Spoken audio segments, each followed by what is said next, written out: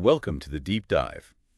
Today we're diving headfirst into the world of Simultaneous. Simultaneous. Yeah, simultaneous speech-to-text translation. Ah, okay, got it. Basically, imagine trying to keep up with a live lecture, but it's in another language. Mhm. Or picture needing subtitles that can actually match the pace of like a really fast talker. Right. That's what Simultaneous is all about. We're going to break down how these systems work. And maybe more importantly, like what makes them so tricky to actually pull off Exactly. for this deep dive. We actually went through 110 research papers. Wow, that's a lot of papers. It is. It is. So anything surprising jump out at you? Oh, absolutely. One of the biggest things was a lot of this research, they just kind of assume the audio they're working with is like perfectly chopped up into sentences. Already pre-portioned. Yeah, exactly. Which, in the real world, not really how things work. Not at all. It's like they're working with a pre-made salad kit Right. instead of facing the realities of like washing and chopping all those veggies themselves. Such a good analogy. And that's just one of the things that makes simultaneous such a fascinating field. Okay, I'm hooked already. Yeah. So where do we even begin with something this complex? Well, a good place to start might be to define what we actually mean by simultaneous, real time, and all these other terms that get thrown around in this research. Yeah, good point. Because honestly, there's a lot of terminological chaos out there. I am all too familiar with academic jargon. But let's try to cut through the noise, shall we? What is Simul-ST in like normal human speak? Okay, so there's this paper, How Real is Your Real-Time Simultaneous Speech-to-Text Translation System? It breaks the whole process down into 6 stages. 6 stages. Yeah. But I think the big takeaway is a Simul-ST system is basically juggling like a ton of tasks at once, just like a human interpreter would have to. That makes sense. To get to listen, process, translate all at the same time. Exactly. So where does this 6-stage process even begin? It all starts with what they call audio acquisition, Which basically just means capturing the speaker's voice. it seems pretty straightforward. You'd think, right? But it's not just about hitting record. It means capturing everything. Everything. Yeah. The ums, the ahs, any background noise, it all feeds into the system. Okay, so maybe not as simple as it sounds. Nope. So what's next?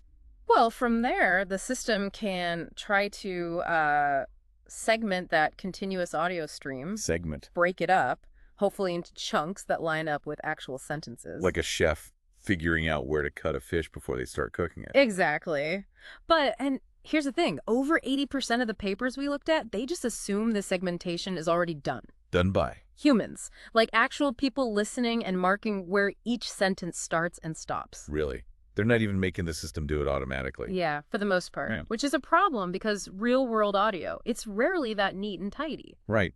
It's like testing a self-driving car, but only in a video game. Exactly. It might work perfectly in that controlled environment, but once you hit real roads, totally different story. Okay, so that makes me realize there's a lot more going on under the hood of Simul-ST than I thought. There is. But, okay, for argument's sake, let's say the audio is segmented Right. by humans or, some magical algorithm. What happens then? What's the next hurdle? So then it goes into what's called the speech buffer update stage. Basically, the audio gets broken down into these smaller chunks, Okay. and those get fed to the Simul-ST model bit by bit. So the model is kind of like a hungry little algorithm munching on these audio snacks. I like that, yeah. And as it's eating, it moves into hypothesis generation. Hypothesis generation. This is where things get really interesting.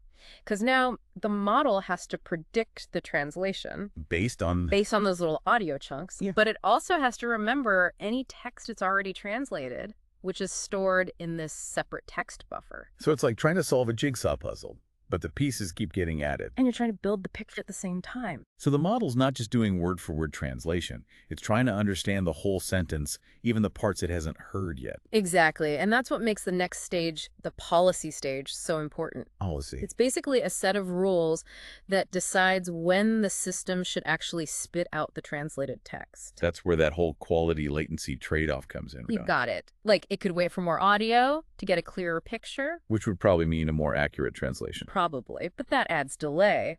And in a live setting, even a few seconds can make a huge difference. Right, because if the subtitles are lagging too far behind, what's the point? Exactly. So it's all about finding that sweet spot between like how good the translation is and how fast it comes out. Gotcha. So once the system's like, okay, this translation's ready to go, what happens then? That's where we get to stage 5, speech and text buffer trimming. Trimming. Yeah. This part's all about kind of like managing the system's memory. So these systems have to, like, forget things to stay sharp. That's a great way to put it. This trim function is constantly making decisions about what to keep and what to discard to make sure everything stays aligned. Wow. Okay, that's a lot more going on than I initially thought. It is. And I assume all of this leads to the final step, like actually showing the translation to the user. You got it. That's stage 6, output presentation. This is where that translated text is actually displayed. Like it can show up gradually or get revised as it goes. Yeah, exactly. Kind of like those Google Docs where you can see someone typing in real time. Versus getting a finished document after all the editing's done. Perfect analogy. And this actually brings us back to that whole terminological chaos we mentioned earlier. Right. All those different terms researchers use for basically the same thing. Yeah, like simultaneous, streaming, online, real time. They're all kind of saying the same thing, but with different accents. Right. So how do we make sense of it all? Yeah, how do we? Well, that paper we were talking about, it actually proposes like a standardized set of definitions. Okay, that's helpful. So for example, simultaneous specifically means that the input and output are happening concurrently. Like a live interpreter who's listening and speaking at the same time. Exactly. While real time is more about that low latency, meaning the system's responding super quickly. Got it. So even though those terms might sound similar, they actually have very specific meanings in the world of Simul-ST. Yes. Okay, so we've laid the groundwork here, defined some key terms. I think we're ready to tackle the next level of complexity. I think so too. So let's take a quick break and then we'll dive back in. Sounds good. Yeah. Which brings us back to that segmentation thing we were talking about before the break. Right, that whole thing about most research using this, like idealized audio that's already perfectly chopped up. Yeah, like they're working with a puzzle where someone already sorted all the pieces by color, you know. Totally. And you said over 80% of those 110 papers rely on human segmented speech. Yep. So just to be clear, that means actual people are listening to the audio, like marking where each sentence begins and ends. Exactly. Which is obviously very different from how we actually talk in real life. Yeah, because real-world audio is rarely that clean and predictable. It's like those cooking shows where they hand the chef all these perfectly prepped ingredients. Right. They never have to deal with the mess of actually peeling garlic and washing dishes and stuff. Such a good point. It really highlights a disconnect between a lot of the research and the reality of how Simul-ST needs to work. Right, like imagine if we only tested self-driving cars in video games. Oh, man. They might ace those virtual streets, but once you hit real roads with, pedestrians and potholes. Yeah, totally different story. So what does this mean for someone who actually wants to use Simul-ST in their daily lives? Are they just stuck with systems that can't handle, like, normal unscripted speech?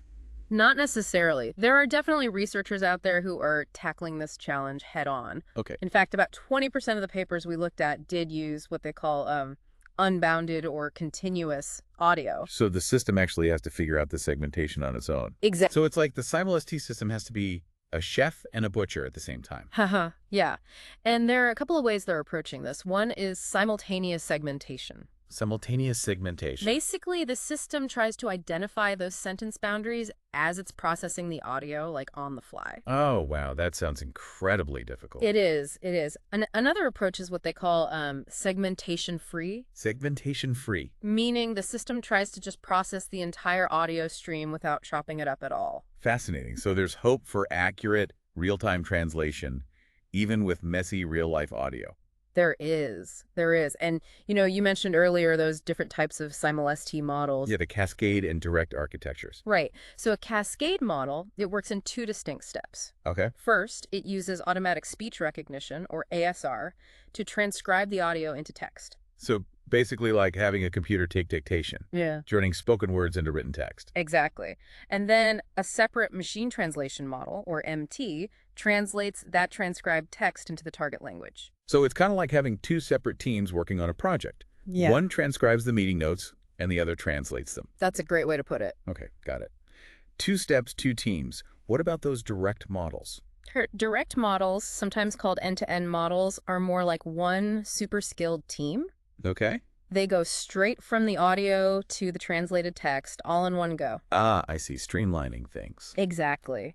And they're becoming more and more popular in Simul-ST research. Probably because they're just faster, right? That's a big part of it. I mean, fewer steps usually means things move more quickly. Makes sense. Yeah.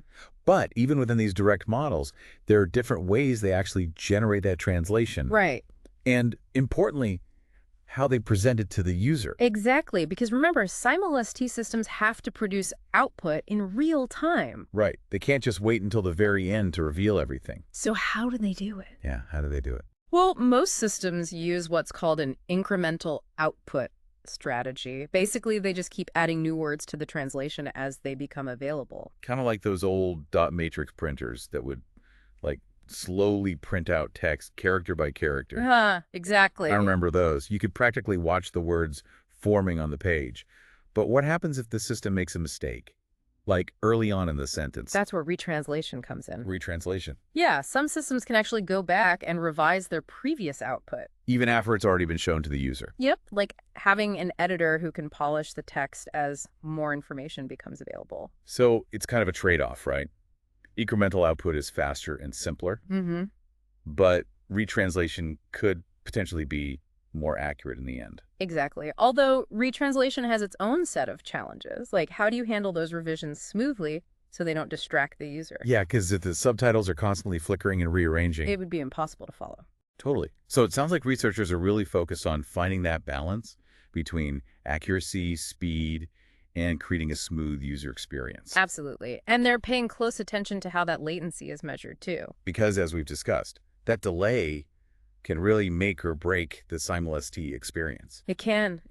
But I think it's encouraging to see that there is this growing awareness of the need to address those real-world challenges, like handling continuous audio. Moving away from those idealized scenarios Yeah. and embracing the messiness of how we actually speak. Exactly. We're seeing some really cool innovations in how these systems handle things like segmentation, context, and even, how they present the translation visually. So it sounds like the field is maturing and starting to move towards solutions that are actually useful for people in their everyday lives. I think so too.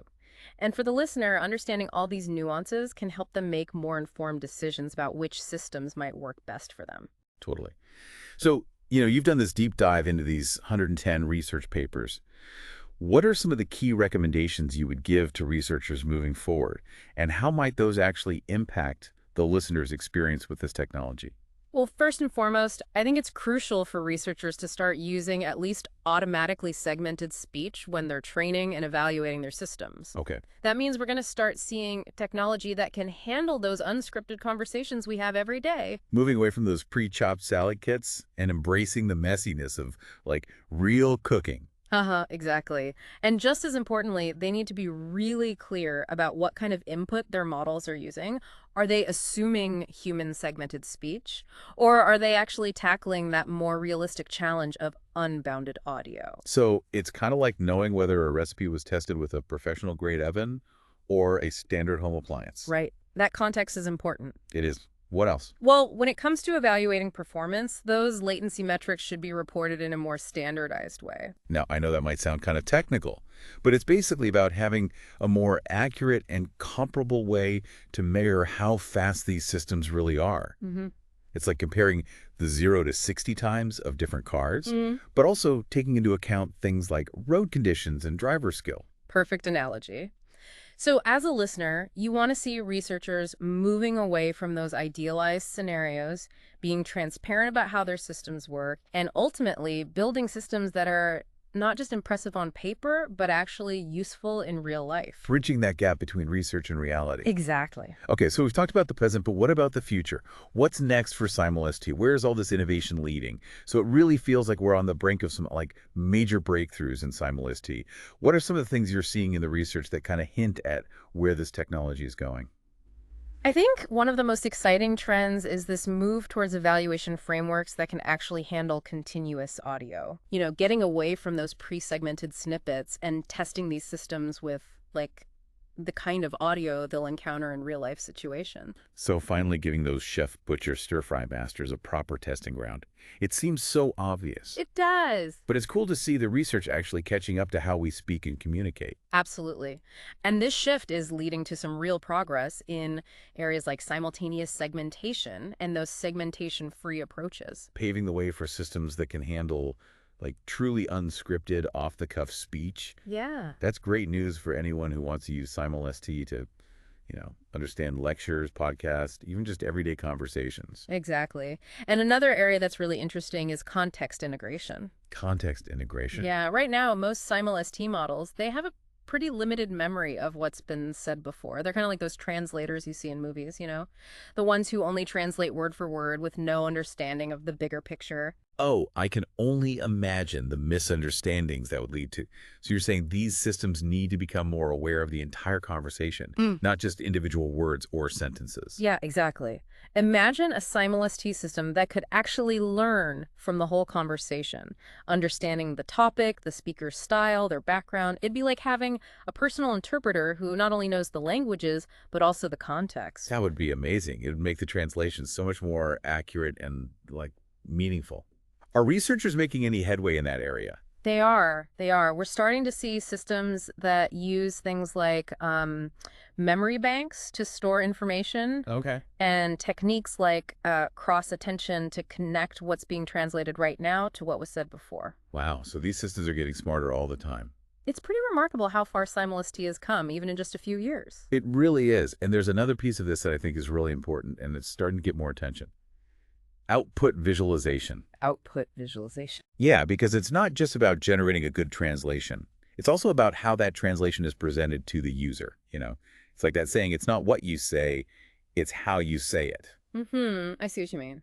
So even the most perfect translation can fall flat if it's presented in a way that's hard to read or understand. Right, right. So researchers are looking at things like subtitle granularity, reading speed, and how to minimize distractions like that flickering effect we talked about. The one that happens with retranslation. Yeah, exactly. They're really starting to think about the whole user experience. Which makes sense. If the goal is to make communication more accessible, Right. if the translated text is presented poorly, then it kind of defeats the whole purpose. It does, it does. And I think the ultimate hope is to create SimulST systems that are so good they can actually rival human interpreters. Wow, that's a bold statement. Yeah. But it sounds like it could actually be possible, given all the advancements we're seeing. It might be. And this kind of leads to an interesting question for our listeners to think about. Okay, hit me with it. If SimulST systems get really good at using context, handling real-world audio, and delivering a smooth user experience, could they actually become better than human interpreters in some situations? That's a fascinating question to ponder. It really makes you think about the future of language and how technology might change the way we connect with each other. It does. Well, thank you for taking us on this deep dive into the world of SimulST. It's been a really illuminating conversation. My pleasure. I always enjoy breaking down these complex topics. And you do it so well. To our listeners, if you're as fascinated by SimulST as we are, be sure to check out the show notes for links to some of the research we talked about today. Yes, definitely. And until next time, keep those minds curious and stay tuned for more deep dives.